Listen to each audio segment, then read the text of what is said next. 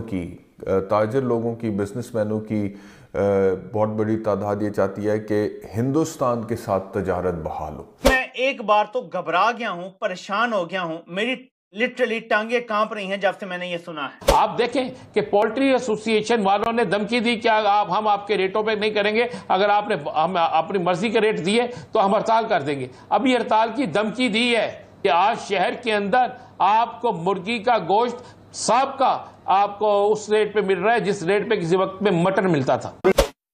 भारत से तिजारत की बहाली चाहते हैं। इस पर नून लीग ने कहा है कि इस पर संजीदगी से गौर हो रहा है कि भारत से हम तिजारत शुरू करें।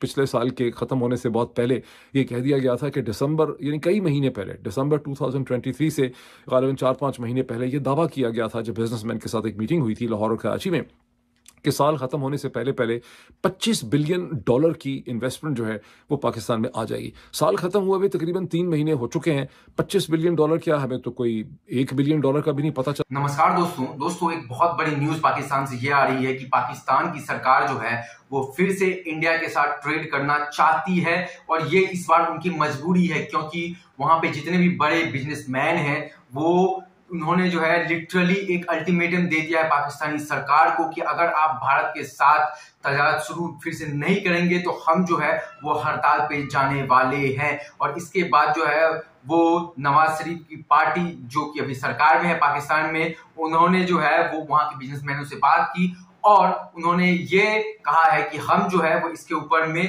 सोचने वाले हैं और हम जो है ये प्रपोजल इंडिया गवर्नमेंट को और मोदी सरकार को भी जो है वो देने वाले हैं।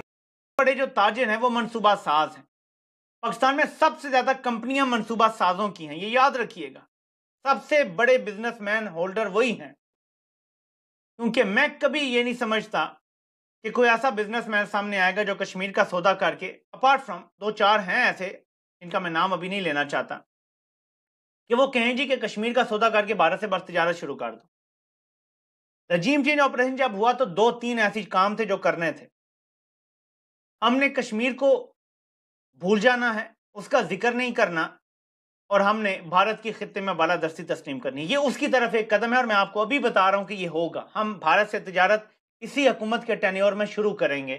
कश्मीर को पसे पुश डाल के, कश्मीर को भूल के और कश्मीर को इलादा किया जाएगा कि कश्मीर पे बात भारत से सेपरेट होगी और तिजारत और बाकी इश्यूज पे, पानी शानी पे और चीज़ों पे बात सेपरेट होगी। इनको इलादा कर दिया जाएगा। पहले क्या होता था, हमेशा कहा जाता था कि पहले कश्मीर का मसला हल होगा, बाकी बातें भारत से बाद में होंगी। अब ये किया जा रहा है कि कश्मीर को हम इलादा कर देते हैं और बाकी चीज़ों को हम इलादा कर देते हैं भारत से। ये आपका वजीर ख़जाना कह रहे हैं। इस तरह स्टेटमेंट फ्रॉम इंडिया, क्या इंडिया की तरफ से या हिंदुस्तानी वजीर ख़ारजा की तरफ से? वैसे तो जब वो हुआ था इवेंट एक हिंदुस्तान में जिसमें बिलावल भुट्टो जरदारी वजीर ख़ारजा के तौर पर गए थे और वहाँ पर जिस तरह से कुछ वाक़यात हुए थे वो जैसे सामने आए थे वो भी बड़े अनफॉर्चुनेट थे।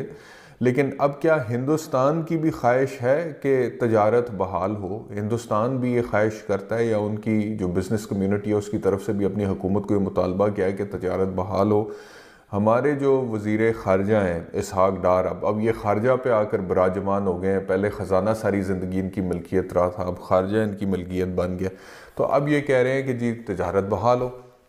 तजारत बहाल होना इज़ नॉट एन इशू, वो तो अच्छी बात है, तजारत होनी चाहिए और अक्रॉस द बॉर्डर्स होनी चाहिए। बट द पॉइंट इज़ कि पाकिस्तान ने जो एक मौक़िफ़ इख्तियार किया था अगस्त 2019 के बाद, जब कश्मीर का स्पेशल स्टेटस आर्टिकल 370 और 35 ख़त्म किया था हिंदुस्तान में मोदी हुकूमत ने, तो उन्होंने तजारत भी ख़त्म मुनक़ता कर दी थी और सफ़ारती ताल्लुकात भी महदूद कर दिए थे और उसके बाद कहा था कि जी हम इसको रिवर्स करेंगे और ये वापस उसी पोजीशन पर आएगा। सो द क्वेश्चन इज़ कि क्या वज़ीर ख़ारजा ने उस पोजीशन से गिव अप कर दिया? नवाज शरीफ और PMLN ने थ्रू आउट जब भी उनको मौका मिला उन्होंने हिंदुस्तान के साथ ट्रेड और इकनॉमिक रिलेशनशिप को इस्तवार करने की और बेहतर करने की कोशिश की, बिकॉज उनकी कॉन्स्टिट्यूंसी लाहौर का, गुजरावाला का, फैसलाबाद का, सियालकोट का बिजनेसमैन उनकी कॉन्स्टिट्यूंसी थी। वो उन पर दबाव डालता था कि हमें जो इनपुट चाहिए इंडस्ट्री के अंदर चीज़ें मैन्युफैक्चर करने के लिए, वो हमें इनपुट हिंदुस्तान से यूरोप के मुकाबले में, सिंगापुर के मुकाबले में और डिफरेंट जगहों के मुकाबले में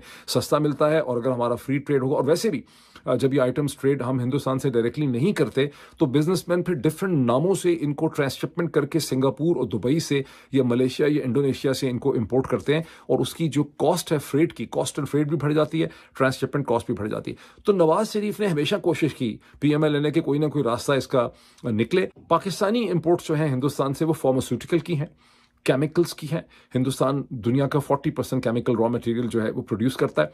पाकिस्तानी इंपोर्ट्स प्लास्टिक्स की हैं, पाकिस्तानी इंपोर्ट्स मशीनरी की हैं, मशीन पार्ट्स की हैं, टूल बॉक्सेस की हैं। उसके अलावा सो मच हो कि मैंने अखबारों में देखा है कि छोटे छोटे न्यूक्लियर रिएक्टर्स जो इंडस्ट्री के अंदर इस्तेमाल होते हैं वो भी पाकिस्तान हिंदुस्तान से इंपोर्ट करता है। जब हिंदुस्तान से इंपोर्ट नहीं करते, यही चीज़ें फिर चीन से आती हैं, यही चीज़ें यूरोप से आती हैं, सिंगापुर से आती हैं। बहुत सा मटेरियल जो दुबई से घूम के आता है वो बेसिकली इंडियन ही होता है।